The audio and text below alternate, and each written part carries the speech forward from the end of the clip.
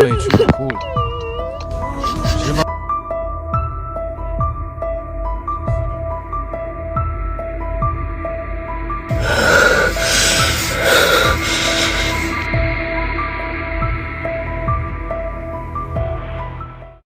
It's all covered in today's China Truths. Beijing belum pernah seburuk ini. Toko-toko tutup dan jalanan tidak bernyawa. Beijing belum pernah dalam kondisi yang begitu mengerikan. Jalan-jalan San Leon dan Wong Fujing yang dulunya ramai kini tidak dapat dikenali. Banyak bisnis telah tutup dan pusat perbelanjaan sepi. Sima, Tian, dan Galaksi Soho sangat suram. Banyak orang tidak dapat menemukan pekerjaan, menghabiskan hari-hari mereka menunggu pekerjaan buruh harian untuk menyambung hidup. Sangat menyedihkan menyaksikan kondisi kehidupan saat ini di sepanjang jalan lingkar kedua Beijing. Warga Beijing telah mengunggah bahwa kota ini belum pernah separah ini. Seluruh kota sangat tertutup dan sangat kurang vitalitas. Lihat, hari ini adalah akhir pekan. Restoran-restoran ini dulunya memiliki antrean panjang orang yang menunggu untuk makan siang di sini. Tapi sekarang tempat itu kosong. Suasana begitu suram dan sepi. Benar-benar tidak ada orang di pusat perbelanjaan. Pada tanggal 25, beberapa netizen Weibo mengunggah, "Saya tidak menyangka Zhong Guangqun, Beijing akan begitu tertekan 10 tahun kemudian. Saya pergi ke Heidi untuk wawancara hari ini dan terkejut melihat bagaimana area yang dulunya ramai telah lenyap. Setelah keluar dari stasiun kereta bawah tanah, saya tidak melihat banyak orang berbelanja. Banyak toko tutup, Carrefour dan Jalan Sabo hilang. Saya hanya melihat beberapa kedai makanan ringan dan toko serba ada." Netizen merespons satu persatu. Sejak populasi kelas bawah Duan dibersihkan setahun yang lalu, kota ini secara bertahap menjadi sepi. Beijing secara keseluruhan dalam depresi, tidak hanya terbatas pada Zhong Guangqun. Saya tidak tahu mengapa hal-hal seperti ini sekarang. Kesan saya tentang Beijing 10 tahun yang lalu tidak seperti apa yang terjadi hari ini. Pada tanggal 25 September tahun lalu, Li Ha, seorang orang dalam yang sering bepergian antara Beijing dan kota-kota lain di Provinsi Hai, mengatakan kepada seorang reporter bahwa ekonomi Beijing memang tertekan saat ini. Misalnya, Wukasong Beijing, yang dekat dengan Jalan Chong'an Barat, dulunya cukup sibuk.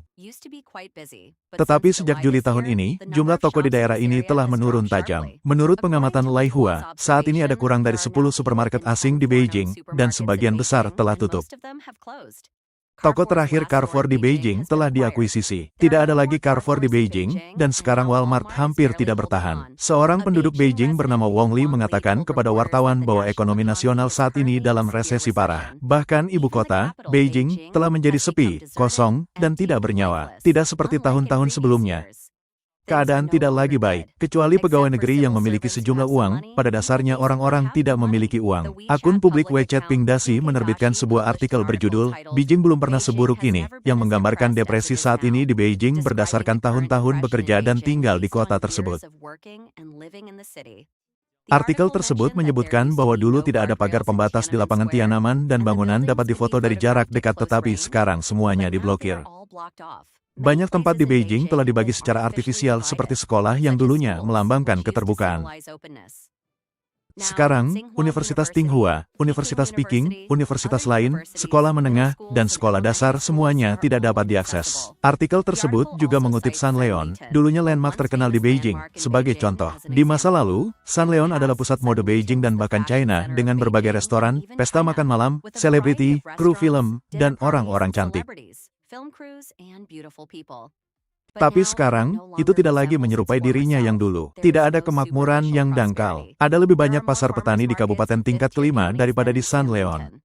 Artikel tersebut juga mencatat bahwa ada lebih sedikit orang asing di Beijing sekarang, termasuk lebih sedikit orang kulit putih, orang kulit hitam, dan orang Asia Barat campuran. Di masa lalu, Leang Makiao praktis merupakan konsesi. Setiap hari, sekelompok orang kulit putih akan berlarian di sekitar sungai Liangma. Itu hampir seperti pasir. Selain itu, jalan-jalan di Beijing tidak terlalu ramai sekarang, terutama di malam hari ketika tidak ada orang di sekitar. Tidak ada kios, penjual, fotografer, atau seniman jalanan. Jalanan benar-benar kosong. Artikel tersebut menunjukkan bahwa ekonomi Beijing dulunya sangat kuat. Sektor teknologi, yang dulunya melambangkan internet, tidak lagi layak di Heidi. Keuangan, yang terletak di Xichang, sekarang berada di bawah peraturan ketat dan telah kehilangan vitalitasnya.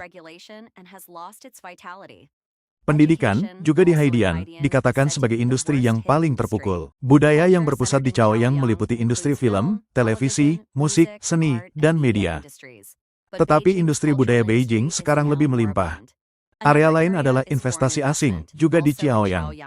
Investasi asing di Beijing dulunya sangat kuat, tetapi semua orang tahu bahwa situasinya sangat buruk dalam beberapa tahun terakhir, terutama investasi di Beijing.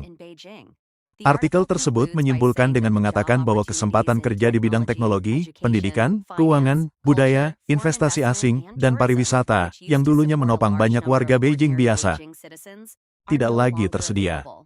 Dengan ekonomi China yang menurun pesat dan dalam resesi, Beijing secara bertahap jatuh ke dalam periode yang sulit dan suram. Lapisan kabut menutupi kota dan di mana-mana, vitalitas fajar tidak lagi hadir.